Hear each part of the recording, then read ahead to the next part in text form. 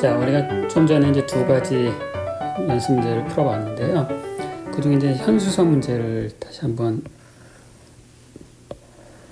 좀 더 이제 생각해 볼 문제가 있다고 말씀드렸었는데, 현수선에 이제 특별히 좌우 대칭인 이런 조건 하에서, 뭐 여기는 이제 B라고 합시다. 자, 그럼 이제 이 현수선 문제에서 이제 그 제일 일반에는 어떻게 됐었냐면 y는 노트를 보면 답이 이제 두 개의 적분 상수가 필요하고요. 코사인 하이퍼볼릭. 그래서 사실 이제 C1이라는 게 이제 중요한데요. C1이 중요한데 B는 그냥 뭐 얼마라고 치고요. B가 얼마라고 치고 B는 사실 B 값 자체는 이제 중요하지 않습니다. 자, 여기서 A를 바꿔가면서 C1과 C2를 한번 구해 보십시오. 과연 솔루션이 생겨나는가. 그래서 여러분들이 이제 확인하실 수가 있는데 A가 어느 값 이상으로 가면 더 이상 이것의 솔루션이 존재하지 않게 돼요. 자, 그것의 의미가 비누 거품 문제에서 어떤 의미를 갖게 되는지 그런 거 한번 여러분들이 잘 생각을 해 보십시오. 표면적을 최소화하는 게 답이 된다라고 했는데, 자, 그 말의 의미가 그 솔루션에서 어떻게 반영이 되는지 그것을 이제 A를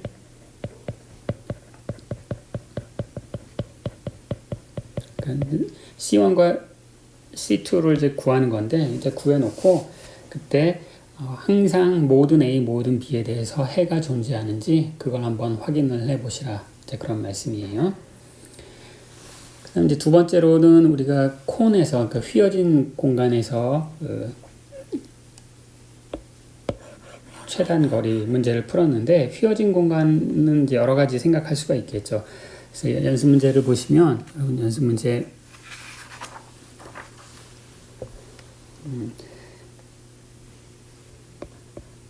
이제 16번에 보면 이제 실린더, 콘이 아니라 이제 실린더에서의 최단 거리를 구하는 문제가 나옵니다. 자, 실린더는 이제 이런 원통 이게 실린더죠. 이제 무한히 이제 뻗쳐나가는 거고, x축, y축, z축이다. 그럼 실린더는 실린더의 좌표는 그냥 x제곱 더하기 y제곱.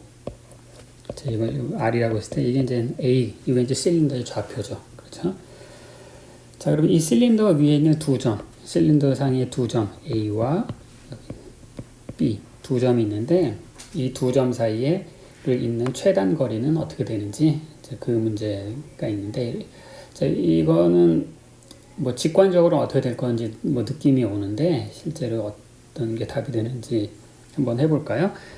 자, 여기도 이제 실린드리컬 좌표계니까 항상 이런 이 최단 거리, 뭐 최단 이런 걸 할 때는 구하고자 하는 그 양을, 그 펑셔널을 이 인피니테시멀한 어떤 양의 적분으로 표시하는 게 이제 이제 그 문제를 써놔야 그 다음에 이제 수학을 적용할 거 아니에요.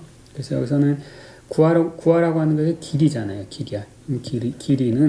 길이는 이제 미소 길이의 합이다. 그 다음에 이제 미소 길이가 무엇이냐. 그걸 따져주면 되는 거죠. 그럼 이제 아까 썼듯이 얘는 dr 제곱, r 제곱, d 세타 제곱, dz 제곱인데, 실린더에서는 이제 dr이 0이죠.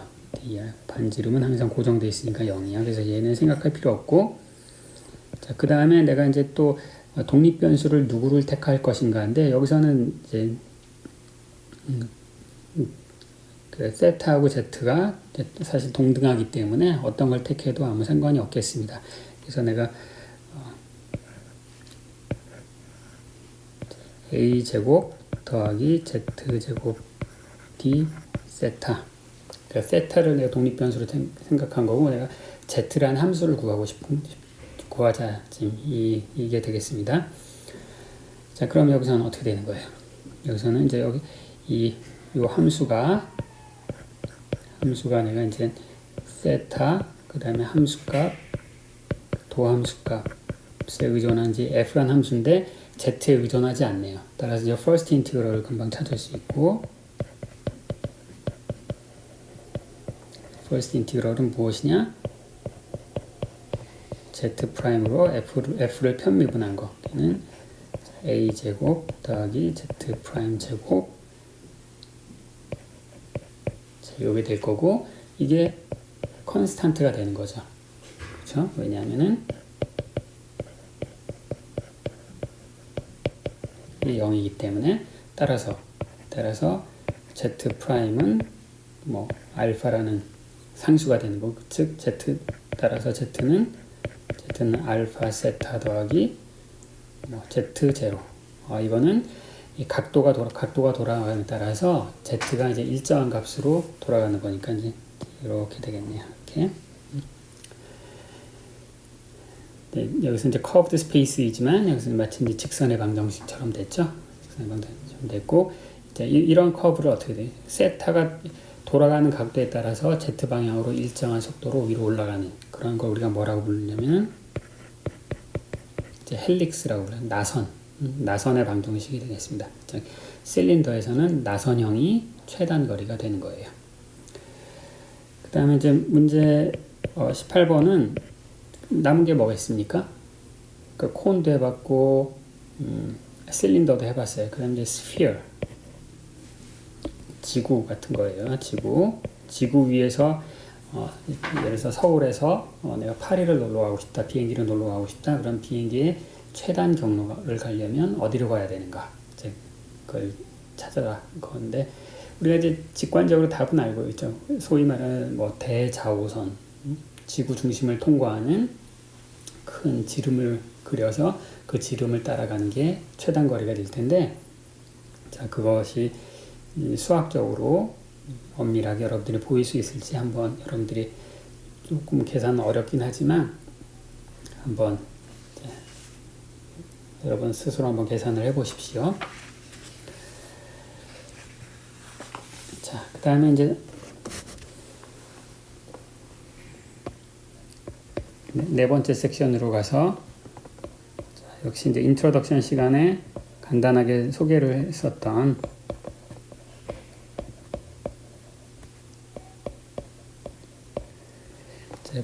브라키스토크론의 문제를 다뤄보도록 하겠습니다. 앞에 이제 최단 거리는 공간적인 거리의 최소값을 구하는 건데, 브라키스토크론에는 이제 시간적인 거리의 최소값을 구하는 거죠. 이 지점에서 저 지점으로 운동을 하는데 어떻게 움직여야 제일 빨리 시작점에서 출발해서 끝점을 가느냐, 자, 그걸 물어보는 문제가 되겠습니다. 자, 그러면 시작점이 있을 텐데, 편의상 내 시작점을 내가 x 좌표라고 하고,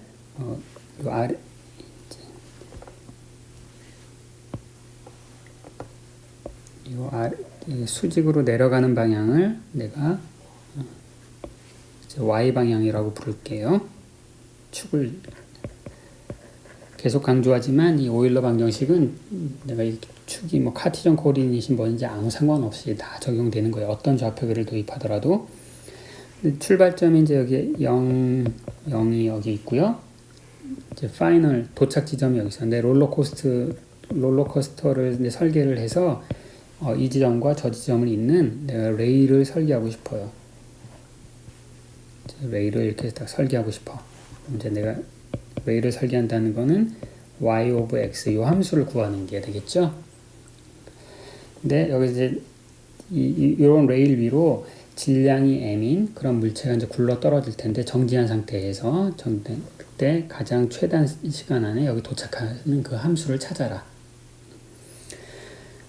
자, 그럼 여기서는 이제 누구를 옵티마이즈 하는 거예요? 총 시간이죠. 운동 시간이지. 운동 시간은 내가 어떤 것에 디퍼런셜에 합이 되냐면 dt에 합이 되겠죠.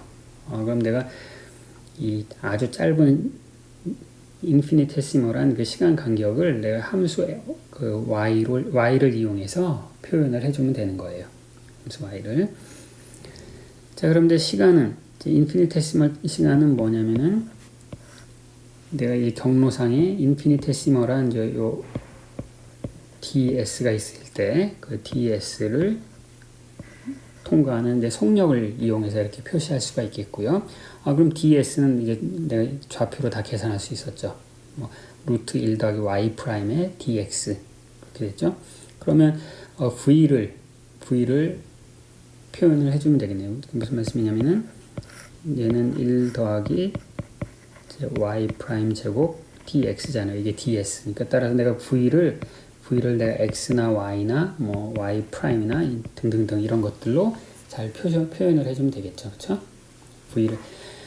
이제 그 v를 표현하는 방법은 이건 이제 역학 시스템이고 역학적 에너지 보존 법칙을 적용을 받는 문제니까 여기서 내가 역학적 에너지 즉 2분의 1 m v제곱 속력에 의한 이제 운동 에너지 더하기 위치 에너지인데 위치 에너지는 마이너스 mg y가 되겠죠. y가 커질수록 위치 에너지가 더 낮아지잖아요. 그렇죠? 자, 그럼 이제 이게 일정한 역학적 에너지 보존 법칙이고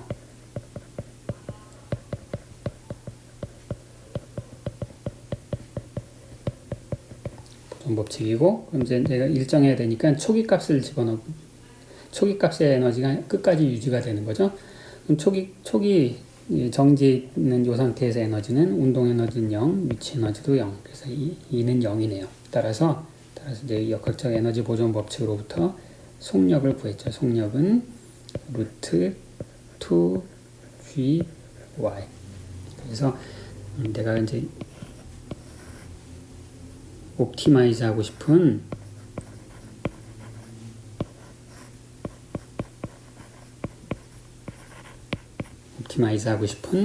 이제 펑셔널의 꼴을 찾았어요.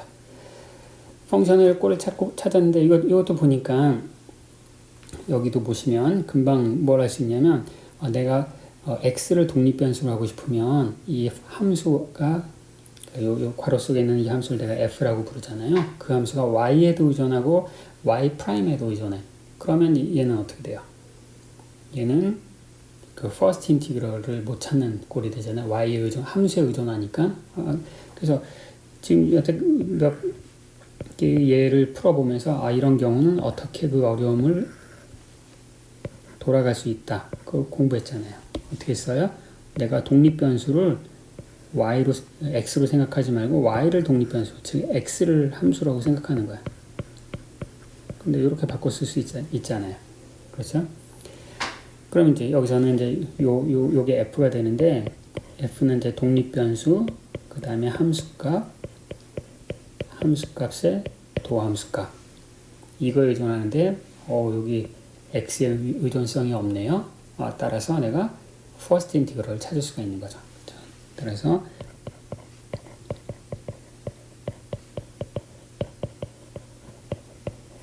퍼스트 인티그럴을 찾을 수 있어요. 퍼스트 인티그럴은 쟤를 도함수로 편미분하면 됐죠. 도함수로 편미분해요. 그럼 이제 x로 편미분하면은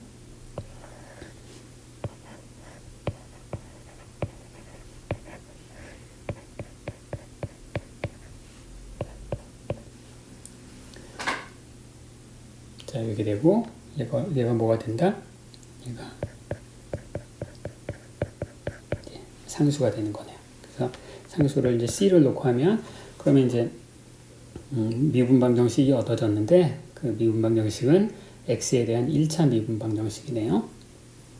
여기서 이제 정리를 하면 되고 상수를 내가 c'이라고 놓고 뭐 열심히 좀 정리를 하면 이건 제가 그냥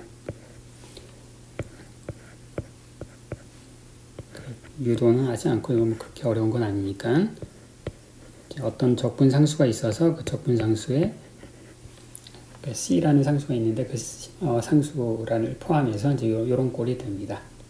자, 그럼 이걸 양변을 내가 이제 y로 적분하면 이제 답이 되겠죠. 그렇죠? 적분하면 답이 되겠습니다. 자, 이제 이걸 적분할 텐데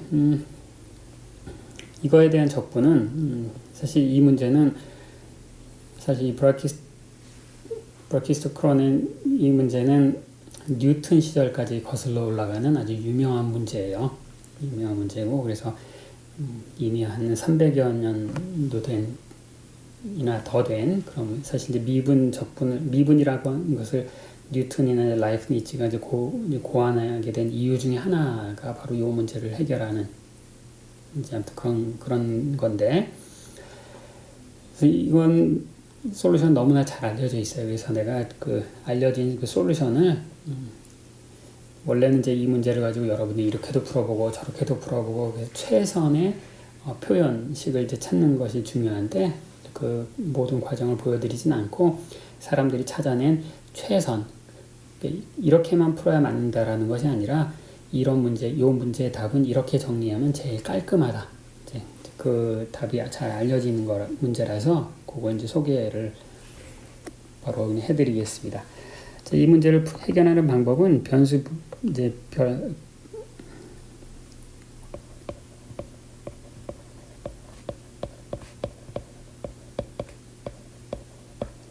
변수 변환을 하는 건데요. 아까 일단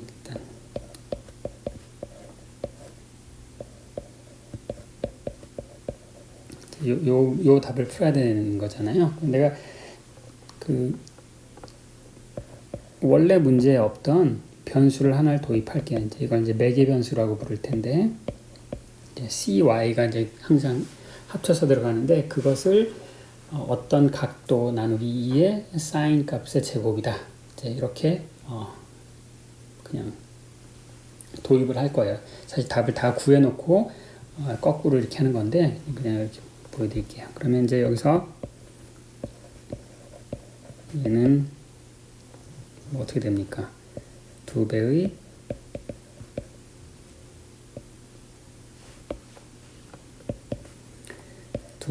사인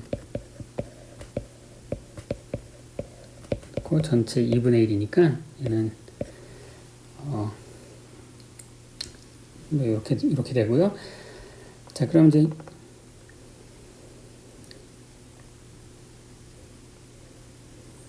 자, dx는 뭐냐면은 이제 x 미분에다가 여기 dy를 곱해주면 되겠죠. 그렇죠? x 미분은 여기 있고 dy는 여기 있으니까 다 대입을 하면 또 얘도 이제 세타로 다 정리를 할 수가 있고요. 이걸 열심히 이제 또 정리를 해보면 그냥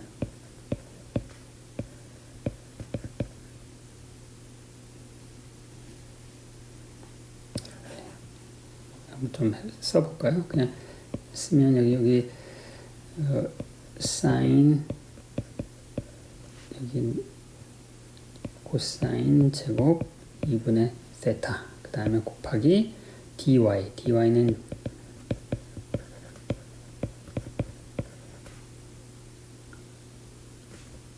d 세타가 빠졌네요. d 세타. 그러면 여기 이제 여기랑 날라가고 얘는 사인 제곱 2분의 세타 d 세타가 되죠. 그렇죠?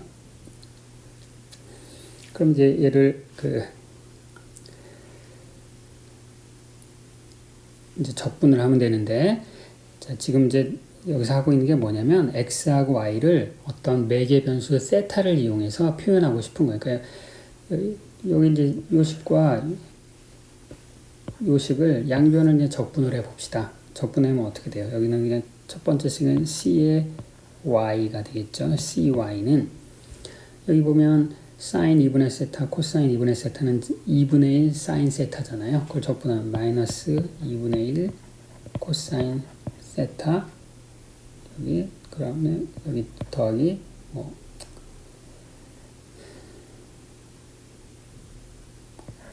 적분상수 어떤 거, 그 다음 이제 매개변수 때문에 생기는 거고, 그 다음에 뒤 아래 것도 이제 정리해 보면은 여기는 dy만 있으니까 c로 하나 나눠줘야 되죠. c로 하나 이렇게 나눠줘야 돼. 그래서 cx는 쟤를 적분하면은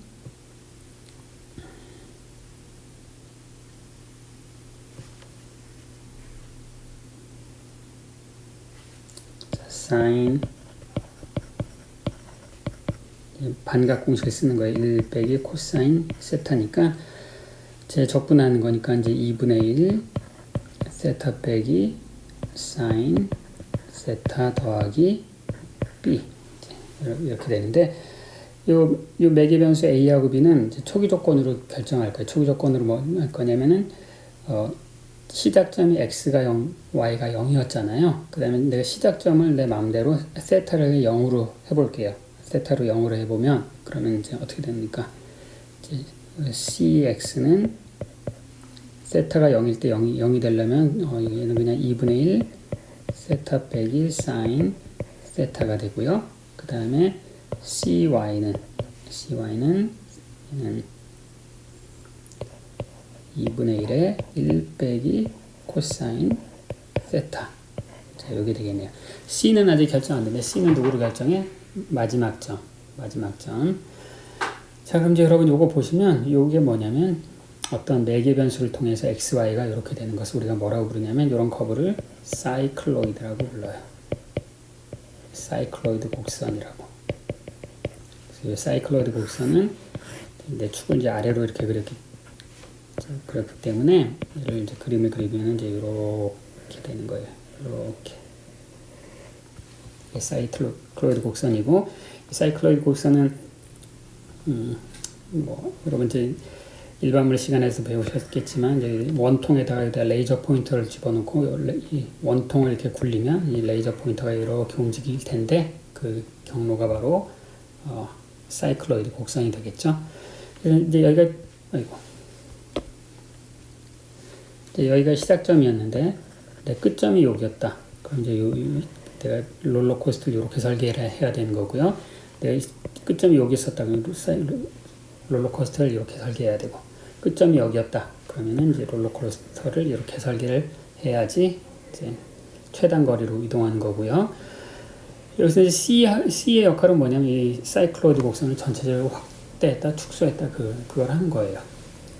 그래서 확대하고 축소하고 그다음에 X하고 Y의 상대적인 위치에 따라서 사이클로이드의 어디에 해당되느냐, 사이클로이드의 끝점이 어디 있느냐 거기만 찾아주면 되는 거예요. 그렇죠? 이걸 이제 실제로 이 언제가 최단 거리가 되는가를 여러 가지 이 트랙을 설계를 해서 실험을 하시는 그런 분들도 있고, 유튜브에 여러 번 찾아보시면 금방 이런 실험을 확인할 수 있어요.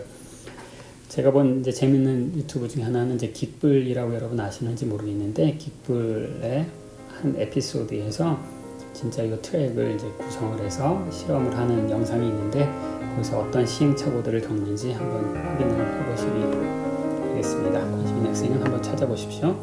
자, 오늘 수업은 여기까지 하겠습니다.